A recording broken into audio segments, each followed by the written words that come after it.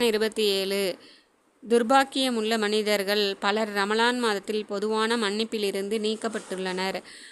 அவர்கள் ஈது நாளில் கிடைக்கப்பெறும் இந்த மன்னிப்பிலிருந்து நீக்கப்பட்டு விடுகின்றனர். அவர்களில் தங்களிடையே சண்டை சச்சரவு செய்து கொள்பவர்கள், பெற்றோர்களுக்கு இணங்காதவர்கள் ஆகியோர் உள்ளனர்.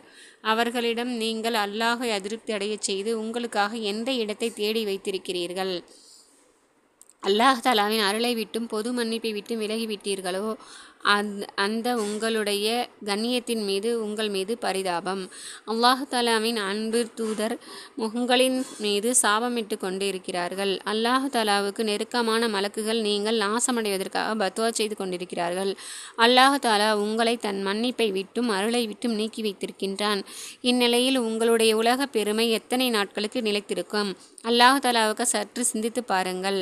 உங்களுடைய தீய செயல்களை நிறுத்திக் கொள்ளுங்கள். காலையில் தவறான வழியில் ஓடியவன் மாலை வீடு திரும்பி வந்தால் எதுவும் ஆகிவிடாது. இன்று அவகாசம் கிடைத்திருக்கிறது, மாற்று பரிகாரம் செய்ய சாத்தியம் இருக்கிறது. நாளை இவ்விதமான ஒரு அதிகாரியின் அதாவது அல்லாஹ்வின் முன்னால் போக வேண்டியிருக்கிறது.